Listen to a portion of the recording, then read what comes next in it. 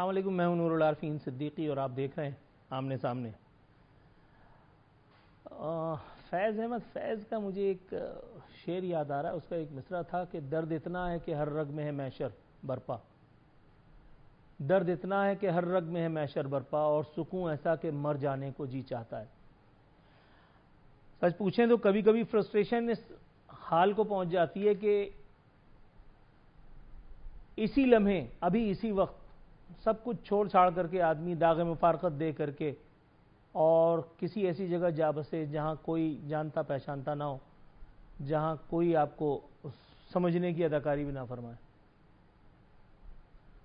ایسی عجیب الخلقت قسم کے لوگ ہیں ہم لوگ، ایسی عجیب یہ جگہ ہے جہاں اس طرح کی عجیب عجیب حرکات و سکنات ہوتی ہیں کہ بعض دفعہ تو شائبہ ہوتا ہے کہ یہ سب کچھ ڈیجا وو ہے یا واقعی ہو رہا ہے۔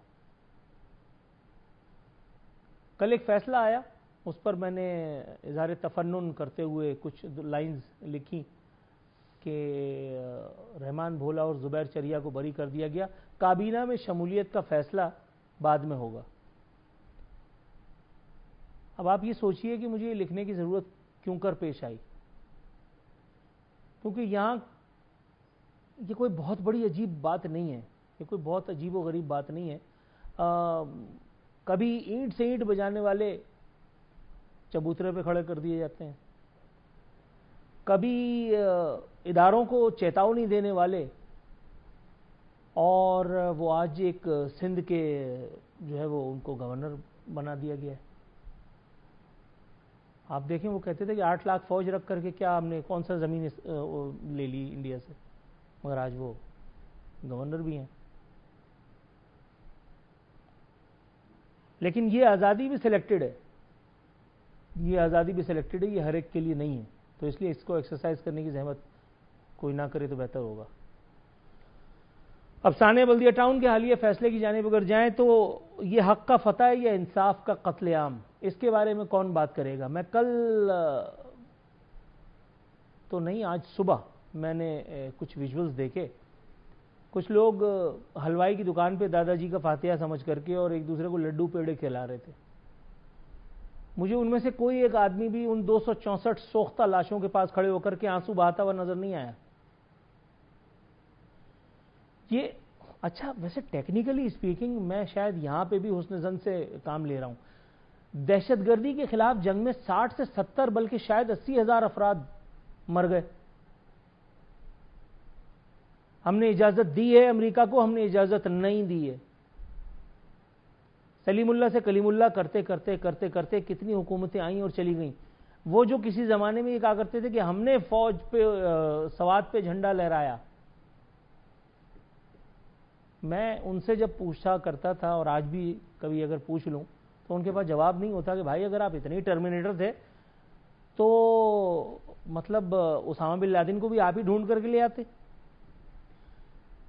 یہ ثانیہ بلدیہ ٹاؤن اکیلا ایک واقعہ نہیں ہے کہ جس کی 264 لاشیں ہم سے، اس نظام سے، اس کے پروردہ لوگوں سے، اس کے بینیفیشریز سے، اس کا استحصال کر کے ایک دوسرے کو مٹھائی کھلانے والوں سے سوال کر رہی ہیں۔ اس سے پہلے سانحہ 12 مئی نہیں ہوا تھا؟ سانحہ طاہر پلازا میں کچھ لوگ نہیں جل گئے تھے؟ اس سے پہلے سانحہ 27 دسمبر تو ہوا تھا، کسی کو یاد ہے؟ اس بارے میں کوئی بات نہیں کرتا کہ شہر میں جب جس کا جہاں دل چاہتا تھا کسی نہ کسی کی جان لے لیتا تھا۔ یہ عمل شاید آج بھی کم ہو گیا، اس کی فریکوینسی وغیرہ کم ہو گئی ہے، اس میں تو خیر کوئی دو رائے نہیں ہے۔ لیکن ان 264 لاشوں کے بارے میں میں سوچ رہا تھا، میں ان کے لواحقین کے بارے میں سوچ رہا تھا کہ جو آج ایک دوسرے کو مٹھائیاں کھلا رہے ہیں، انہوں نے یہ سوچا کہ ان 264 متاثرین کو، ایک عقل کے اندھے کو، ایک تو بات یہ کہ جس کے پاس کرنے کو کچھ نہیں ہوتا وہ سوشل میڈیا انفلوئنسر ہوتا ہے۔ ایک عقل کا اندھا جو ہے وہ، کل میں نے اس کو دیکھا، وہ کل بریانی بانٹ رہا تھا، اس نے وہ باقاعدہ لال غبارے لگا رکھے تھے اور وہ کہہ رہا تھا کہ ہماری قوم کی فتح. ابے تمہاری قوم کے 264 افراد کو لٹا دیا اور تم یہ پوچھنے کی زحمت نہیں کر رہے کہ بھائی یہ اگر کیا ان 264 افراد نے خود اجماع کر کے ایک دوسرے کو کمرے میں بند کیا تھا, ایک دوسرے کو آگ لگا کر کے اپنی جان لے لی تھی. میں ان 264 تو نہیں, میں ان میں سے اکثر کے گھر میں گیا ہوں, جا کر کے میں نے ان کے لوگوں سے بات کی ہے. ایسی دل دہلا دینے والی خوفناک کہانیاں ہیں کہ اگر آپ سن لیں تو پتہ نہیں کیا سے کیا ہو جائے. یعنی حالت یہ تھی کہ جب میں نے کیمرہ لے آ کر کے ثانیہ بلدیہ ٹاؤن کے بعد اور وہاں نصب کیا تھا تو اچانک سے, اب میں کچھ بھی نہیں کہوں گا لیکن آپ سب سمجھ جائیں گے یہ سب کچھ کیسے ہو رہا تھا. آج اسی موضوع پر بات کرنے کے لیے ہمارے ساتھ اسٹوڈیو میں ایک انتہائی معزز, ایک اہم ہستی, جن کا نام بھی اس ایک جگہ آیا تھا اور جن کی بریت کا جو ہے وہ فیصلہ بھی اس دفعہ آیا ہے. ان سے اس بریت کے بابت بھی سوال کریں گے, لیکن جیسے کہ میں نے کل اظہار تفنن, کل تو میں نے تفریح کی غرض سے کہا تھا, لیکن آج آن اے سیریس نوٹ میں کچھ چیزیں آپ کی خدمت میں گوش گزار کر کے اور پھر آگے جاتا ہوں. سزائے موت کا فیصلہ کالعدم, ثانیہ بلدیہ کے 2 ملزمان رحمان بھولا اور زبیر چریا سپریم کورٹ سے بری, یہ ہے خبر. اب یہ سزا ہوئی تھی تو اس کا فیصلہ کیا تھا, اس کی خبر کیا تھی, میں آپ کو وہ بتا دیتا ہوں. انسداد دہشت گردی عدالت نے بلدیہ فیکٹری میں آتش زدگی کے مقدمے میں متحدہ قومی موومنٹ MQM کے سیکٹر انچارج عبدالرحمان بھولا اور زبیر عرف چریا کو 264 بار سزائے موت اور 4 ملزمان کو سہولت کاری کے الزام میں عمر قید کی سزا سنائی, جبکہ سابق صوبائی وزیر رؤوف صدیقی سمیت 4 ملزمان کو عدم شواہد کی بنیاد پر بری کر دیا گیا.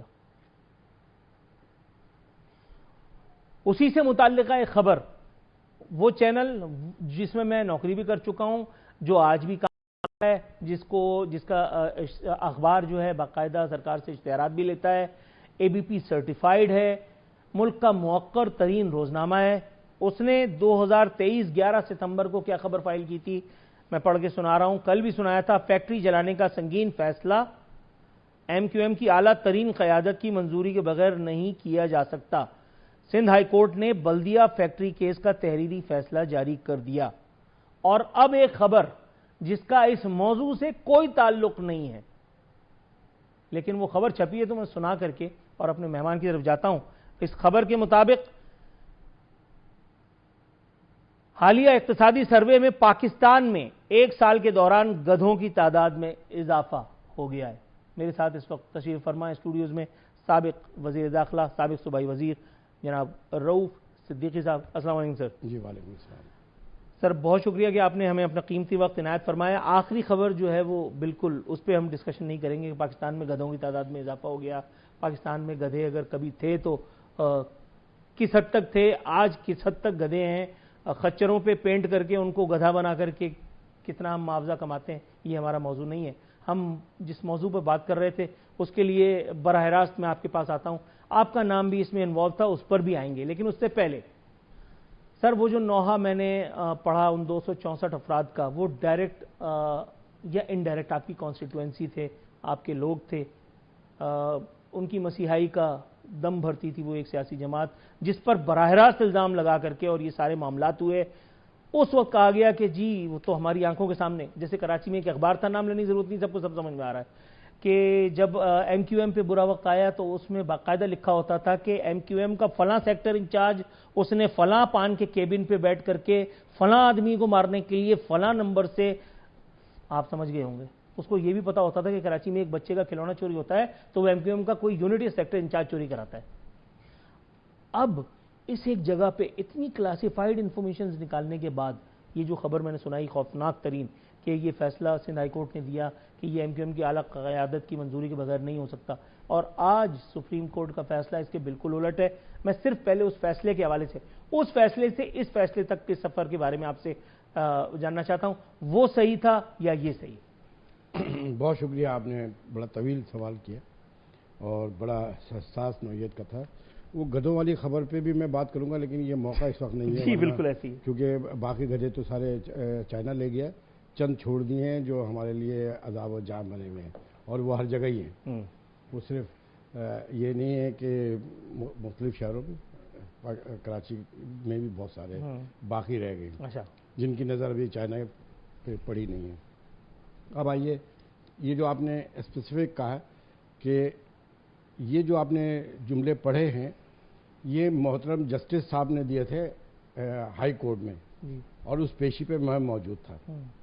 تو اس کو تھوڑا سا ٹھیک بھی کر دیں کیونکہ آپ نے کچھ جملے ادا فرما دیے تھے کہ اے ٹی سی کورٹ میں میرا نام آگ لگانے والے معاملات میں تھا ہی نہیں، کہیں پر بھی نہیں تھا.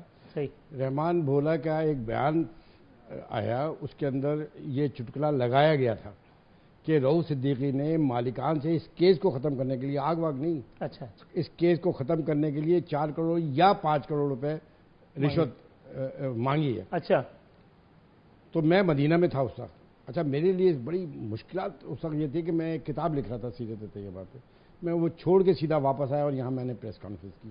تو اس کرنے والوں نے یہ کہا کہ یہ اگلا چلا جائے گا تو اب میں کروں گا. تو میں تو 32 کیس دیکھ رہا تھا، یہ کیس میں نے آگے یہاں پہ پریس کانفرنس کی اور میں نے جا کے بیل کرائی. اچھا، اس کی بھی ایک الگ کہانی ہے، وہ کسی وقت میں سناؤں گا، آپ ہی کے چینل پہ سنا سکتا ہوں. باقی تو میری گفتگو کا وزن بھی کوئی نہیں اٹھا پاتا کہ یہ کیا ہوا تھا، یہ بیل کیوں ہو رہی تھی. خیر، تو جب وہ میں نے بیل کرائی تو میں ان ہو گیا اس مقدمے میں. تو میرے لیے شروع سے میں کہہ رہا تھا، میں نے جب استعفیٰ دیا تھا، یہ میں پاکستان کا واحد وزیر تھا جس نے احتجاجاً اپنی وزارت سے استعفیٰ دیا کہ ان کو کمپنسیشن ملے، ان غریب 264 سے زائد لوگوں کو. لیکن جب آپ نے اتنی اہم بات کی ہے تو میں اس کے ساتھ ساتھ آج ایک بات کا اضافہ بھی کرتا چلوں کہ استعفیٰ میں نے دیا کیوں تھا. کچھ لوگ کہہ رہے تھے ہماری پارٹی بھی کہ جی وہ ہم تو اتنے بڑے اصول پسند تھے کہ پوری پارٹی نے مل کے کہا کہ رؤوف صدیقی استعفیٰ دے دو، اور رؤوف صدیقی نے استعفیٰ دے دیا. ان میں سے کسی کی اتنی جرت بھی نہیں تھی کہ مجھ سے استعفیٰ مانگتا. مسئلہ یہ تھا کہ جب یہ اعلانیہ ہوا تھا تو اس کے دوسرے دن میں پریشان بہت تھا کیونکہ میری آنکھوں کے سامنے میں پوری رات وہاں پہ کھڑا ہوا تھا. میں عینی شاہد ہوں کہ وہاں پہ کیا ہو رہا تھا. میں ٹیلی فون پہ وہ چیخیں سن رہا تھا میں، اور اس وقت ان کے جو مالکان تھے وہ وہاں موجود تھے بلدیہ فیکٹری برادران. اور جب میں جا رہا تھا یہاں سے تو اس وقت گورنر سندھ عشرت العباد تھے، ان کا فون آیا، بولا یار یہ وہاں پہ کیا ہوا. میں نے کہا یار یہ 2-3 کیجویلٹیز ہوئی ہیں. تو میں کھانا چھوڑ کے جا رہا تھا، میں تو کھانا بھی گھر آ کے کھاتا تھا. میں نے کہا نہیں یار میں تو جا رہا ہوں. تو انہوں نے مجھے ایک بات کہی کہ یار بہت کے ساتھ جانا، وہ لہاری گینگ وار والوں کا علاقہ ہے. میں نے کہا یار میرے پاس تو ایک موبائل ہے، باقی سیکورٹی آپ جانو وہ جانا. میں گاڑی میں بیٹھا، میں وہاں پہ گیا اور میں اس لیے بھاگا تھا کہ جلد جلد پانی آ جائے کیونکہ شکایتیں یہ میڈیا پہ چل رہی تھیں. وہاں میں نے دیکھا تو ایک قیامت تھی. پوری بلڈنگ جو تھی وہ جیل خانے کا منظر بیان کر رہی تھی. بڑے بڑے گرل لگے ہوئے تھے اور تمام چیزیں یہ. اب میں وہاں پہ اسنارکر کے پاس کھڑا ہوا، اب وہ وہاں سے اندر سے فون آ رہے تھے. وہ بیچارے سارے ہمارے لوگ تو تھے، وہ اٹھا کے ہینڈ فری پہ مجھے سنا رہے تھے کہ ربا یہ دیکھے. اندر سے آوازیں آ رہی تھی، وہ کانوں میں میری بھری. میں کیا بتاؤں ابھی آپ کو، اگر میں بتانا شروع کروں گا میں بات نہیں کر سکوں گا. چلیے آگے چلیے. پاور لیس وزیر صنعت تجارت میں کھڑا ہوا، میں ڈیسیجن نہیں لے رہا. وہ کہتے ہیں کہ یہ دیوار توڑوا دو.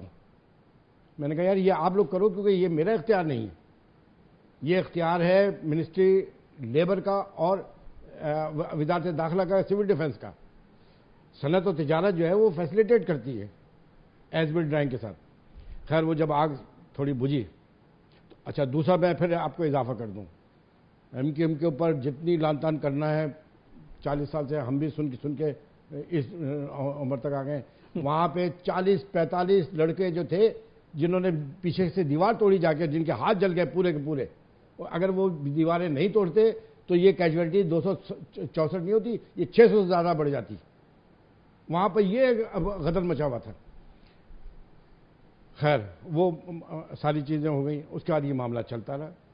سڈنلی یار جب 2013 گزر گیا، 14 گزر گیا، تو پھر یہ ضرورت محسوس ہوئی کہ یہاں کسی پارٹی کو، اس وقت نہیں تھا، مجھے بھی نہیں احساس تھا کہ ایک پارٹی کو آرگنائز کرنا تھا، ایک پارٹی کو جگہ دینی تھی، تو ایم کیو ایم کو فارغ کرنا تھا. یہ مقدمہ ایم کیو ایم کے اوپر ڈالا گیا. اس میں ایک بندے کو اتنا ٹارچر کیا گیا تھا، وہ اس کے اندر مر گیا وہ شخص. خیر اور بھی کسی وقت بیٹھوں گا تو ابھی میں جلدی جلدی بات کو مکمل کروں.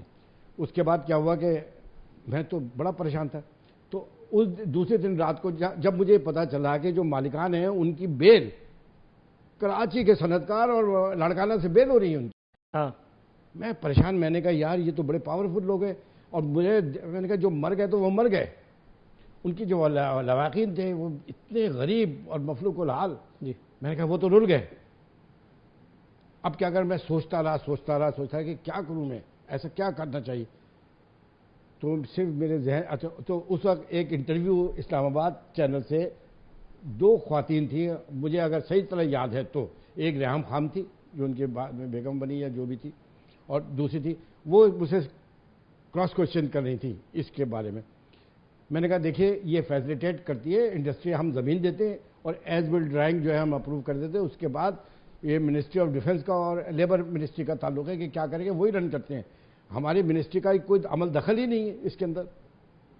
تو وہ کہنے لگے کہ رؤف صاحب اگر فرض کیجئے اتنا تھا بھی پتہ چلتا ہے کہ اس میں آپ کی منسٹری کی ذمہ داری ہے تو کیا آپ استعفیٰ دیں گے. تو میں نے جھلا کے کہا, میں نے کہا بیوی یہ آپ جو استعفے کی اتنی بڑی بڑی باتیں کریں گے, یہ میں میری جوتے کی نوک پر یہ وزارتوں کے فیصلے ہوتے ہیں, استعفے رکھے ہوتے ہیں.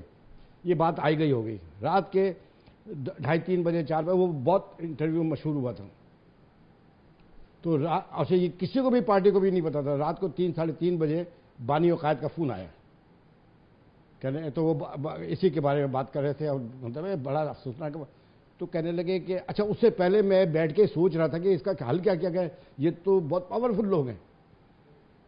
تو پھر میں نے ذہن سے یہ ایکسیپٹ کیا کہ یار ایک کام کرتا ہوں, میں اگر استعفیٰ دیتا ہوں, کیونکہ کمپنسیشن ابھی ان کو نہیں ملے گا جو طاقت میں نے دیکھی کہ ایک منسٹر لاچار بیٹھا ہوا ہے یار. تو میں نے کہا میں استعفیٰ دیتا ہوں تو وزیر اعلیٰ پہ وہ آئے گا اور وزیر اعظم پہ آئے گا. تو یہ فوری طور پہ آ کے میں کمپنسیٹ کر کے اس کیس کو کم از کم غریبوں کو تو وہ کریں گے. میں یہ سوچ رہا تھا, رات کے 2-2:30 بجے 3 بجے فون آیا. تو وہ پوچھتے رہے, بتاتے رہے, میں نے ان کو کچھ نہیں بتایا تھا. تو انہوں نے کہا یار تم نے کسی چینل کے اوپر یہ بات کی ہے کہ استعفیٰ میرے جوتے کی نوک پہ ہوتا میں مار دوں گا. وہ یہ تصدیق کرنے کے لیے ظاہر بات ہے میں ان کا منسٹر تھا یار, میرے استعفے کا تو بڑا امپورٹنٹ ہے نا یار. بولے تم نے یہ کہا ہے کیا, کیونکہ پالیسی کے خلاف بات تو میں نے کہا ہاں یہ بات میں نے کہی ہے. تو انہوں نے غصے میں جھلا کے کہا, کیونکہ دیکھ رہے تھے کہ میں چاروں طرف سے بہت غمزدہ تھا. میں انہوں نے کہا یار منہ پہ مارو استعفیٰ ان کے کم وقتوں کے, یہ الفاظ تھے ان کے. میں نے کہا ایک منٹ رکیے, میرا ذہن تو تھے. میں نے کہا رہنے دے, میں بھی یہ سوچا میں دے دیتا ہوں استعفیٰ.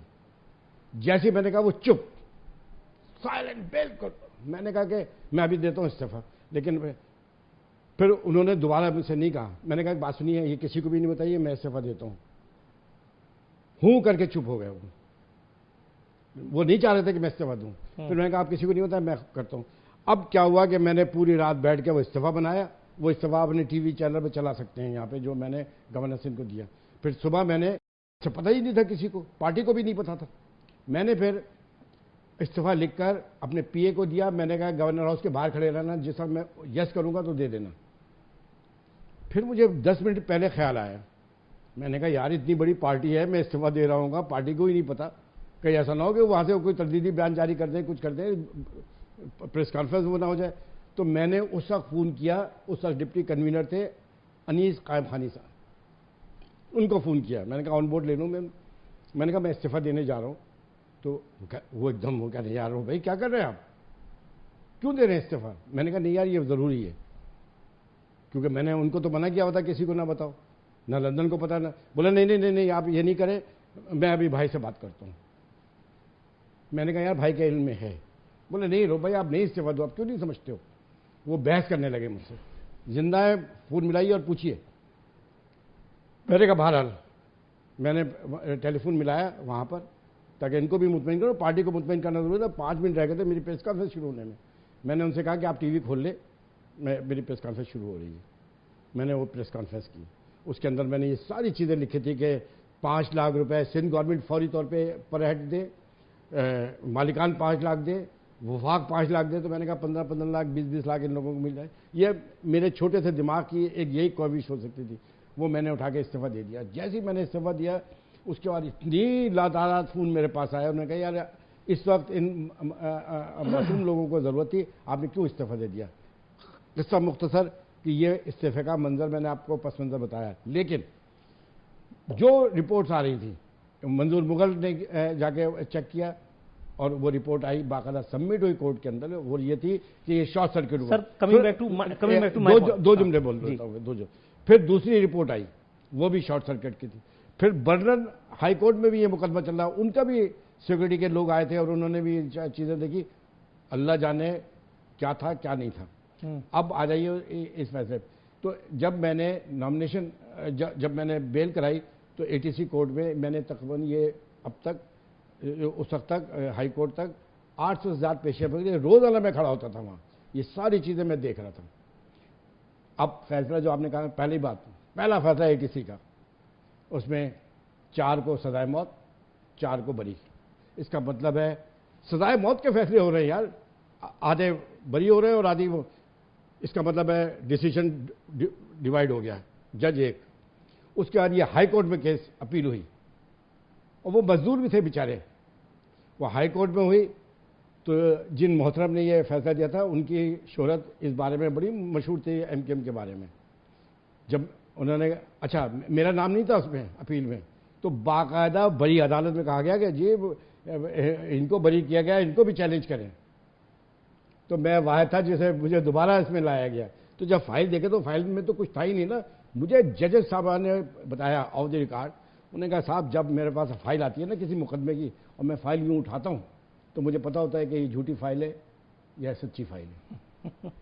اچھا خیر، اب مختصر یہ ہو گیا. سر یہ میں نے آپ نے ایک نقطہ کہا بڑا دلچسپ، میں ذرا اس کی طرف آنا چاہتا ہوں. جی جی.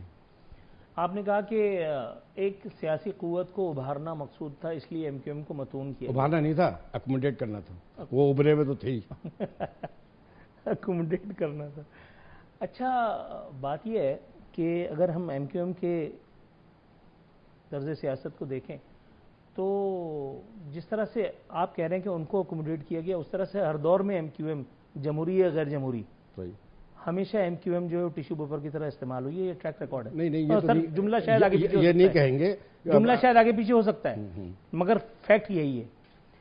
دیکھیے اس دور میں کہ جس دور میں وہ ایک وزیر اعظم اس پارٹی کا، جس کا نام آپ بھی نہیں لے رہے، میں بھی نہیں لے رہا. نہیں میں تو میں ترقی دے نام لے کے کبھی کرتا نہیں ہوں، ورنہ مجھے ڈر ور کسی کے باپ کو بھی نہیں ہے. بالکل ٹھیک ہے. وہ شخص نفیس لوگ کہہ کر کے جو MQM کے اس وقت کے قائد کے خلاف ثبوت بھر بھر کے لندن لے کر کے گیا، جو کہتا تھا کہ میں اس کو واپس لے کر کے آؤں گا، ٹھیک ہے، وہ اس کی پارٹی کے لوگوں کو نفیس لوگ کہہ کر کے ان سے اپنی حکومت چلواتا رہا جب تک مقصود تھی. ٹھیک ہے. تو یہ بات تھوڑی سی ہضم نہیں ہو رہی کہ اس کو اکوموڈیٹ کرنے کے لیے، اور آپ کو سر یہ کام تو آپ کے ساتھ بھی ہوتا رہا ہے، اور اگر مطلب میں آگے نہیں کہہ رہا لیکن آپ سمجھ رہے ہیں میں کیا کہہ رہا ہوں، تو دونوں طرف اپنے ہی تھے نا. نہیں وہ بات ہی جو جن کے متعلق آپ کہہ رہے ہیں کہ وہ ان کے خلاف لے کے جاتے رہے. انہوں نے بیان بھی دیا کہ اگر دہشت گرد کو مارنا ہے تو میں لندن میں مار دوں. پرمیشن آپ انہی کی بات کر رہے ہیں نا کہ یہ ساری چیزیں ان کے لیے وہ جا کے وہ کام کرتے تھے. انہوں نے تو ان کی حمایت کی بات بھائی MQM پہ تو غیر اعلانیہ پابندی اسی وجہ سے لگی. اس میں ٹوٹل الزام وہاں پہ نہیں دوں گا دوسرے کو. مطلب ہے ہماری بھی تو خطائیں تھیں نا، مطلب ہے ہماری غلطیاں بھی اس کے اندر کاؤنٹ ہوں گی جس کی وجہ سے یہ نوبت یہاں تک پہنچی. یہ میں نہیں کر رہا ہوں. نہیں میں یہ بات کر رہا ہوں کہ جو آپ کہہ رہے ہیں نا، مسئلہ یہ ہے کہ ان کو ہی اکوموڈیٹ کیا جا رہا تھا 2018 کا الیکشن کے بعد. تو پھر ہمیں پتہ چل گیا تھا کہ یہ ہونے جا رہا ہے. لیکن سر آپ کی جب MQM کا اگر دیکھیں اسپین کتنے سالوں کا اسپین ہے، مور دین 30. اس 30 سال کے اندر اگر ہم بات کریں تو کتنی مرتبہ MQM کو اکوموڈیٹ کیا گیا یا استعمال کیا گیا؟ جو آپ بات کر رہے تھے نا، یعنی ایون مجھے اچھی طرح یاد ہے، میں چھوٹا تھا لیکن مجھے وہ جملہ آج بھی نہیں بھولتا، جب خاتون نے جو اب اس دنیا میں نہیں رہی، انہوں نے ایک معروف چینل کو انٹرویو دیتے ہوئے انہوں نے چوہے کا لفظ استعمال کیا تھا. ٹھیک ہے. وہ میں اس وقت ٹی وی کے سامنے تھا اور اس وقت حالت یہ تھی کہ میں سوچ رہا تھا کہ یار یہ کیا ہو رہا ہے، کیا مذاق ہو رہا ہے. تو میں تو اس وقت ٹی وی کے اس طرف تھا لیکن آپ ٹی وی پہ اپیئر ہوتے تھے، آپ لوگ پالیٹکس میں تھے. ٹھیک ہے. اس کے باوجود بھی پھر آگے جا کر کے آپ لوگوں نے ان کے ساتھ حکومت بھی بنائی، COD charter of democracy sign ہوا، آپ کے بارے میں کہا گیا کہ جی آپ لوگ بڑے نیکوکار لوگ ہیں. یعنی مجھے اگر کہا جائے تو میں آن اے لائٹر نوٹ یہ بھی سمجھتا ہوں کہ ترویج دین و اشاعت اسلام کے لیے آپ لوگوں نے جتنا کام کیا ہے, مطلب غیر مسلموں تک سے تو فدیہ لیا جاتا تھا آن اے لائٹر نوٹ. اس کو بھی تو دیکھیں. میں آپ کی 100% اس بات سے اتفاق کر رہا ہوں جس بات پہ میں نے آپ کی گفتگو کے دوران ٹوکا تھا کہ ٹیشو پیپر کے ساتھ ایم کیو ایم استعمال نہیں ہو رہی تھی. اس میں ایم کیو ایم کی بڑائی یہ تھی کہ ایم کیو ایم ان تمام حالات کے باوجود, انتہائی سنجیدہ ماحول کے باوجود, انتہائی قتل و غارت گری کے واقعات کے باوجود گورنمنٹ نے ایم کیو ایم کے کارکنان کو 92 کے آپریشن, لیکن اس کے باوجود ایم کیو ایم اکموڈیٹ اس لیے کرتی تھی کہ ملک کی بہتری کے لیے آگے جایا جائے, آگے چلایا جائے, ڈیموکریسی کو چلایا جائے. ہم یہ تو نہیں کر سکتے کہ بوریا بستر باندھ کے بیٹھ جائیں. مطلب ہے کہ ایم کیو ایم کے لیے اپریشیٹ کریں کہ اس کے اندر اتنی فلیکسیبلٹی تھی کہ یہ ڈیسیجن میں ہم ہارڈ لائنر نہیں تھے, ہم اکموڈیٹ کرتے تھے, ہم ان کے اور آگے بڑھ کے کام بھی کرتے تھے. ہم نے اس شہر کے لیے, اس صوبے کے لیے, ملک کے لیے کام کیا.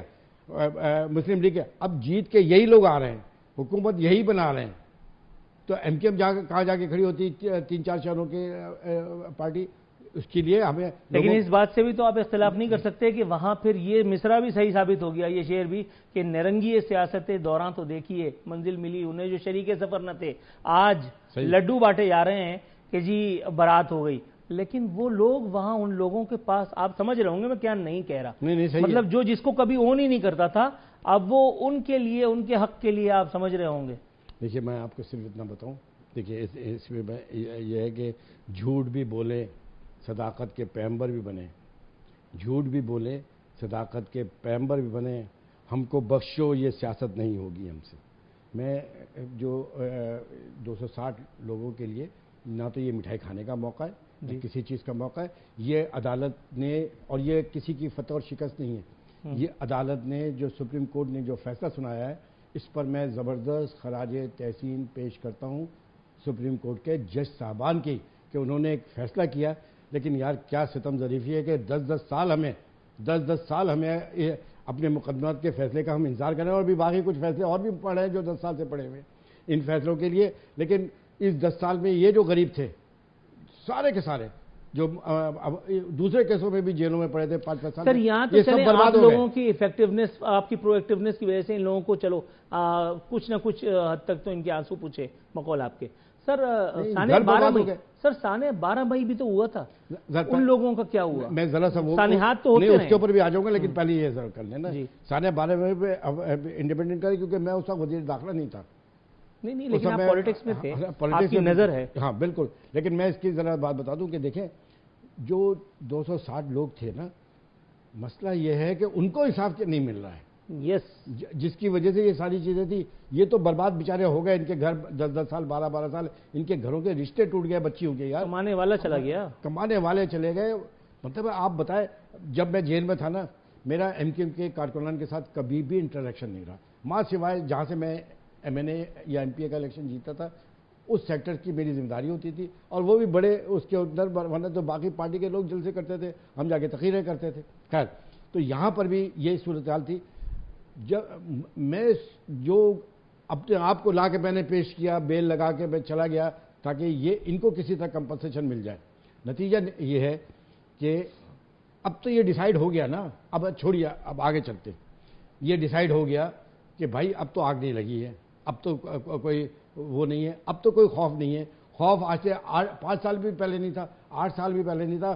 بالکان کو یہاں بلایا جاتا آن لائن, ان کے انٹرویو ہوئے اے ٹی سی کورٹ کے اندر, اتنا فیصلے. لیکن مجھے اس کو بھی اعتراض نہیں. میں اب میں کسی اور سے بات نہیں کر رہا, میں آپ کے چینل سے, نورالعافین, آپ کے توسط سے یہ ہو سکتا ہے یہ نیک کام اللہ تعالیٰ آپ سے لینا چاہ رہا ہوں, اور آپ مجھے آج یہاں بلا لیا, اور میں آ بھی گیا, ورنہ میرے لیے مشکل تھا آ جانا. لیکن میں مالکان سے کہوں گا, بھائی میں یہ تانا بھی نہیں دے رہا کہ ایم کیو ایم نہیں تھی تو آتے نا یہ کرنے کے لیے, میں ان کو کچھ بھی نہیں کہہ رہا. اب تو یہ طے ہو گیا نا کہ یہ آگ غلطی ہوئی ہے, اس کے اندر مالکان سے غلطی ہوئی ہے. میں 100% کہہ رہا ہوں, لیکن چھوڑو ان ساری باتوں کو. آپ کے تو اتنی طاقتور ہو گئے, آپ یہ طے کریں اور سیدھا یہاں پر آئیں, اور آ کر اپنی فیکٹری کو چلا کے, یہ جو 260 لوگ مر گئے, پوری زندگی آپ اور آپ کی اولاد کما کر ان کو پالیں, ان کو ان کے گھروں کو نمازیں کفارہ ادا کریں، ورنہ آپ سمیت ان لوگوں کو میں یہ کہتا ہوں کہ اتنی بڑی آہیں، اور وہ لوگ جنہوں نے اس کیس کو خراب کیا ہے وہ بھی کفارہ ادا کریں کہ جا کر ان لوگوں کو کمپنسیٹ کرنے کے لیے ان کے انشورنس جو ہے وہ کلیم کرا دیں۔ 2 ارب سے زیادہ کی بڑی انشورنس ہے۔ ذرا مجھے 2 جملے اور بولنے دیں اس ٹاپک۔ وہ مالکان آئیں، پوری زندگی اپنے بچوں سے بھی کہیں کہ یہ ہماری فیکٹری کے اندر کام کرتے ہوئے ہمارے ملازمین تھے، یہ مر گئے غریب بچے جو ہے نا، آج 10 سال 12 سال ہو گئے۔ آپ کو ایک اور تکلیف دہ بات بتاؤں، میں وہاں جب یہ عدالت چل رہی تھی نا، لسٹیں بن رہی تھیں ان سب لوگوں کی، کم از کم لسٹیں تو بن گئی۔ وہاں پر ایک وکیل صاحب نے مجھے کہا کہ بہت سارے لوگوں کو کچھ نہیں مل پایا ہے۔ میں نے کہا کیوں؟ کہہ رہے ان کے ڈی این اے میچ نہیں کر رہے تھے۔ یار میں یقین کرو میرے تو کاٹو تو خون نہیں تھا۔ میں نے کہا یار میں کیا بولوں، ہم تو ویسے پھنسے ہوئے تھے، اور بھائی ماں کا تو ڈی این اے مل رہا تھا، باپ کا تو مل رہا تھا، تم خاموشی سے بھی تو یہ کام کر سکتے تھے۔ 2 گھنٹے کا کام تھا یہ پیسے دینے کے لیے۔ تو میں یہ کہوں گا کہ اب 260 لوگوں کے لیے یہ مالک اپنی سروسز پوری لائف ٹائم ان لوگوں کے لیے دیں، ان کی خدمت کریں۔ یہ 260 زندہ جل جانے والے شہیدوں کا معاملہ ہے نور العارفین۔ یہ سیاست ریاست گئی بھاڑ میں، اس سے کیا مل رہا ہے، کیسے نہ مل رہا ہے؟ اور آپ کچھ زیادہ ہی حسن ظن برت رہے ہیں۔ جتنا میں نے 48 سال کی اس چھوٹی یا بڑی زندگی میں دیکھا ہے، اور جتنا میں پاکستانی سیاست اور پاکستانی سیاستدانوں کو جانتا ہوں، یہاں تو ایون سرکاری ملازم بھی اس وقت سچ بولتا ہے کہ جس وقت وہ ریٹائر ہو جاتا ہے۔ آپ کہہ رہے ہیں کہ بھائیلا برادران جن کو اس مصیبت سے جان چھڑا کر کے اور باہر جانے کا موقع ملا ہے، وہ ایک مرتبہ پھر گٹر میں اتر کر کے اور اپنا ہاتھ منہ کالا کریں، یہ بات کچھ عقل پہ مبنی ود آل ڈیو ریسپیکٹ معلوم نہیں پڑتی، کیونکہ سر آپ کو بھی پتہ ہے کہ وہ اگر یہ فیصلہ کریں گے تو یہ فیصلہ وہ خود سے تو نہیں کریں گے، کوئی فیصلہ کروا سکتا ہے۔ بہت طاقتور لوگ ہیں بھائی جی، اور ان کو بھی میں کہوں گا کہ ان کو لا کے ان سے بولے یار کر کے ساری زندگی گفتگو ہو رہی ہے رؤوف صدیقی صاحب سے، بدستور ہمارے ساتھ اسٹوڈیو میں تشریف فرمائیں۔ یہاں ایک مختصر سا کمرشل بریک، پھر دوبارہ آتے ہیں۔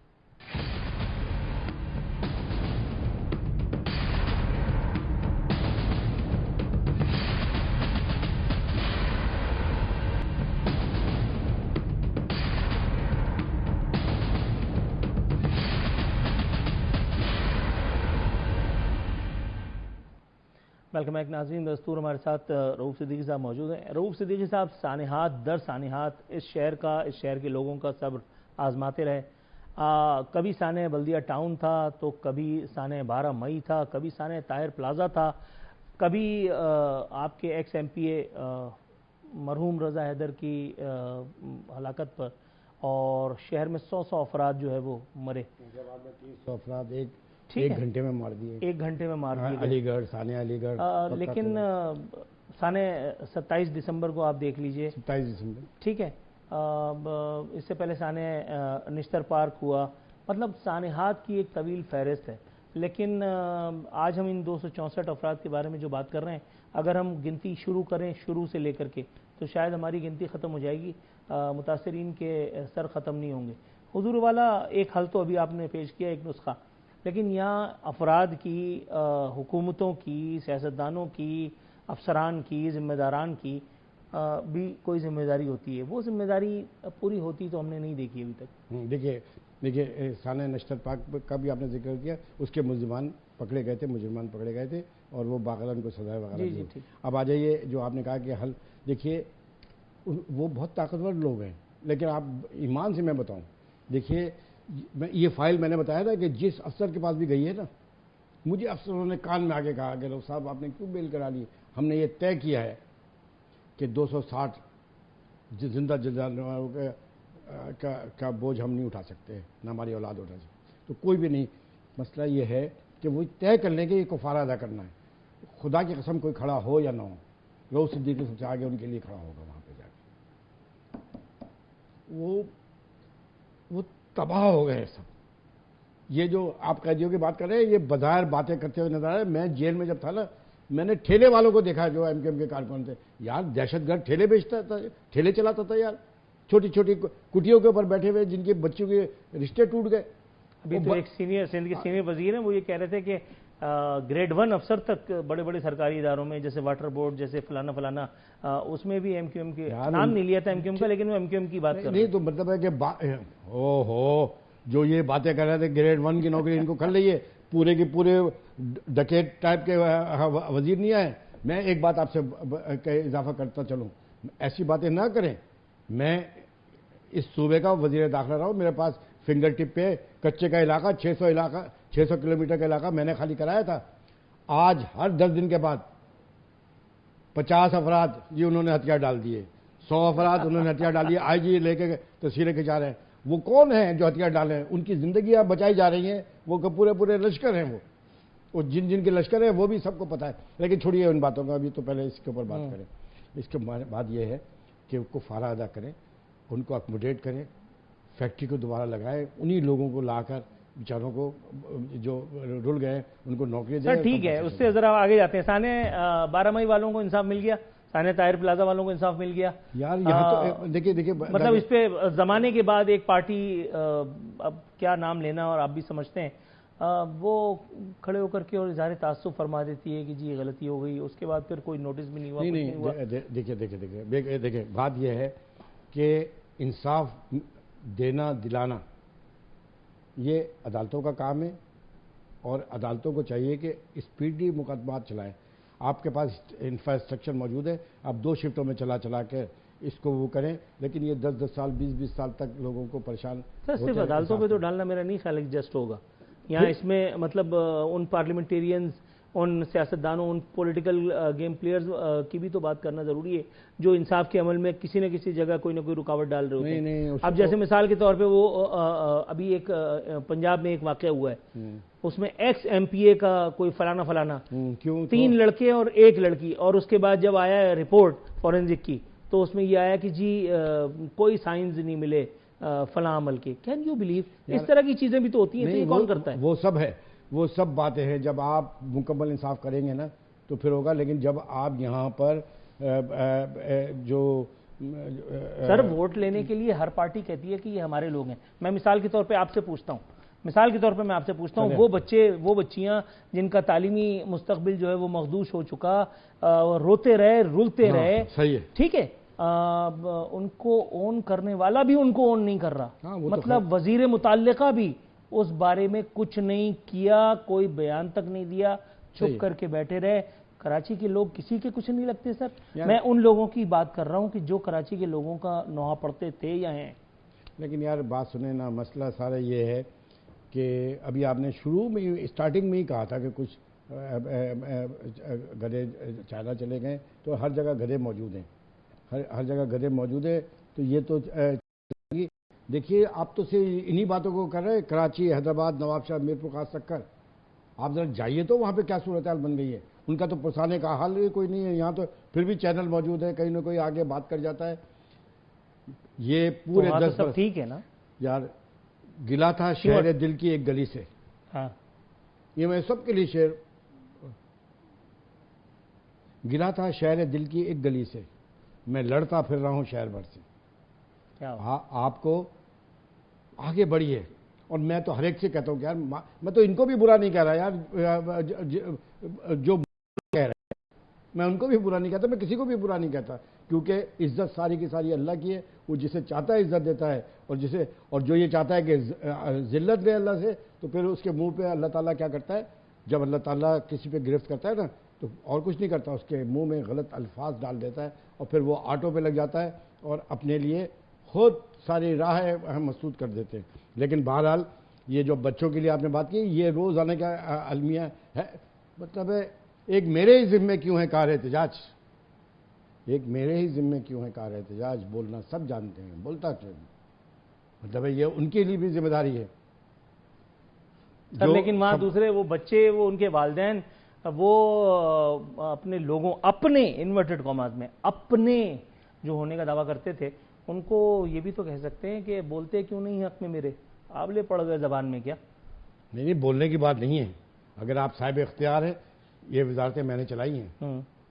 نور العارفین صاحب, آپ اس زمانے میں بھی بڑے سخت کرٹیسائز کیا کرتے تھے, ہے نا, لیکن آپ مجھے بتائیے میں 24 گھنٹے عوام کے درمیان موجود رہتا تھا. میں ابھی میں تعریف بھی نہیں کرنا چاہ رہا تھا. یار آپ سوال کرتے ہو تو مجھے دینا پڑتا ہے, کیونکہ اس ایک سوال کے جواب میں سبھی لپیٹ میں آ رہے ہوتے ہیں نا. بات یہ ہے کہ یار وزیر کا اختیار وزیر گورنمنٹ کہلاتا ہے. یہاں تو وزیروں کی حالت یہ ہے کہ وہ تو چپراسی سے زیادہ ہے, ان کے پاس اختیار نہیں ہے. ان کو پتہ ہی نہیں ہے کہ میرے اختیار کا کلر سے بھی زیادہ ہے. 16 گریڈ یا 17 گریڈ کا افسر نچا رہا ہوتا ہے. میں کسی کو فوکس کر کے میں جنرلی بات کر رہا ہوں. میں جنرلی بات کر رہا ہوں. حالت دیکھیں نا اس وقت کیا ہے, کس سے جا کے بات کریں گے لوگ. تو وہ سندھ کے سینئر وزیر تو کہہ رہے تھے ہمارا مقابلہ تو انٹرنیشنل ہی ہے, ٹرمپ سے لڑیں گے جا کے. لڑیں گے نہیں, مطلب ہم ان کو کمپٹیشن دے رہے ہیں. کن کو؟ ہاں انٹرنیٹ. ابے یار آپ سنیں نا میرے بھائی, سوری یار میرے منہ سے نکل رہا ہے یہ یار, ان کی باتیں کیا ہیں یار. مطلب ابھی شہرت نئی ملی ہوئی ہے تو پہلی صف میں آ کے بیٹھ گئے. ایک تصویر میرے پاس ہے, اس میں اپنی ایک آنکھ پہ ہاتھ رکھ کر کے وہ جھٹکے کے جو میئر ہیں وہ بیٹھے ہوئے ہیں, اور ایک ڈاکٹر جو ہے وہ چھڑی پکڑ کر کے ان کو نظر ان کی ٹیسٹ کر رہا ہے. خبر بتا رہی ہے قریب کی نظر کا مسئلہ ہے. میئر کراچی اسپینسر آئی اسپتال آنکھوں کا ٹیسٹ کروانے پہنچ گئے. جب اس طرح کا چھچورا پن کر کے اور آپ میڈیا کوریج بٹوریں, میں اس شخص کا ہمارے میئر کا نام لے کر کے میں ان کو یہاں بلاتا رہا ہوں کہ ہمارے ساتھ بیٹھیں, کچھ بات کریں, کچھ سوالات ہیں ان کو ذرا ایڈریس کر لیں. قریب کی نظر کا مسئلہ, یہ تو اس ڈاکٹر کے پاس جانے کی ضرورت ہی نہیں تھی. وہ تو میں پہلے دن سے جب سے میں یہاں آ کے بیٹھا ہوں تب سے میں بتا رہا ہوں کہ آپ کی دور کی اور قریب کی دونوں نظر خراب ہے. نہیں یہ ساون کے اندھے ہیں, نظر نہیں آتا. بلکہ ڈاکٹروں کے پاس جانے کے بجائے یہ اکیلے نہیں ہیں ویسے. نہیں ہاں میں تو جنرلی بات کر رہا ہوں. میں خدا نہ خاصا کسی پہ نہیں کر رہا ہوں. مسئلہ یہ ہے کہ آپ لوگوں پہ ظلم کریں گے اور میں چپ رہوں گا, یہ میں کر نہیں سکتا. یہ میری سرشت میں نہیں ہے. میں کیا کروں جب تک ہوں, کیونکہ مجھے یہ معلوم ہے کہ کل مجھے اللہ کی بارگاہ میں جواب دینا ہے. دیکھیے ایک لائن ڈرا کرنا چاہیے ہر انسان کو کہ بھئی یہاں تک تو ٹھیک ہے, اس کے آگے پر جلنے چاہیے آپ کے کہ آپ کو آخرت میں جواب دینا پڑے گا. بات یہ ہے کہ آپ جا کے تصویریں کھچانے کے بجائے کسی پیر فقیر کے پاس چلے جاتے, اس سے ایک پڑیا لیتے اپنی آنکھوں میں ڈالتے اور 6x6 کی آنکھیں لے کے آپ گھوم رہے. یار ان لوگ کیا بولے آدمی اس ٹاپک پہ. یہ پتہ ہے کس کو سوچنے کا کام ہے. یہ سارے گناہ کس کے کھاتے میں جا رہے ہیں؟ یہ سارے گناہ ان کے کھاتے میں جا رہے ہیں جو ان کو حکومت میں لاتے ہیں, ان کو رکھتے ہیں, اور ایسے چھچوروں کو آپ قوم کی تقدیر نہیں تو وہ تو اب تو کراچی ماڈل بائے کیا ہے گلگت بلتستان کے لوگوں نے, ہنزا اسکردو کے لوگوں نے کراچی کی تعمیر و ترقی سے متاثر ہو کر کے پاکستان پیپلز پارٹی پہ اپنے اعتماد بلکہ اپنے غیر متزلزل اعتماد کا ثبوت دیتے ہوئے یہ کہا ہے کہ اب ترقی کا سفر یہاں پہ بھی, اس کا مطلب وہاں پہ بھی یونیورسٹی روڈ جلدی بننے والی ہے. نہیں دیکھیے آپ کی اس بات کرنا اپنے خیال میں ٹائم ختم ہونے والا ہے, تو میں ایک حدیث سنا دیتا ہوں, ایک یا دو حدیثیں سنا دیتا ہوں کہ حضور نبی کریم صلی اللہ علیہ وسلم نے فرمایا تھا کہ ایک شخص کے جھوٹا ہونے کے لیے اتنا ہی کافی ہے کہ وہ ایک خبر کو بغیر تصدیق کے آگے بڑھا دے. یہ تو تھا میڈیا کے لیے. ٹھیک. دوسرا یہ ہے کہ جیسی قوم ہوگی ویسے تمہارے حکمران ہوں گے. بالکل ایسے. آپ کسی پہ الزام نہیں دے سکتے. یہ قوم کو سوچنا چاہیے, آپ نیچے سے لے کر اوپر تک کرپشن, لوٹ مار, تباہی, بربادی, اور کوئی یہ پوچھنے والا نہیں ہے, کوئی پرسان حال نہیں ہے. تو جیسی قوم ہوگی ویسے حکمران ہوں گے. اور حضور کی ایک اور حدیث مبارکہ صلی اللہ علیہ وسلم جس کا مفہوم یہ تھا کہ آخری زمانے میں بدترین مخلوق جو ہوگی, بدترین کسی بھی قوم کے لوگ وہ صاحب اقتدار ہوں گے اور صاحب علماء بھی ہوں گے اس میں, ماں سوائے چند علماء حق کے. اللہ تعالیٰ رحم فرمائے پروردگار عالم. حالانکہ اللہ تعالیٰ کی رحم کی کچھ شرائط ہوتی ہیں, لیکن بہرحال صدیقی صاحب سے کی گئی گفتگو آپ نے سنی.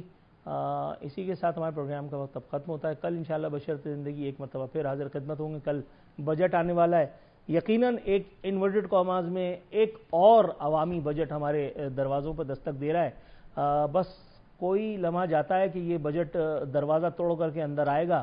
اس کے بعد صرف ایک جملہ جی, میرے ان باتوں سے پاکستان کی 25-26 کروڑ عوام مایوس نہ ہوں.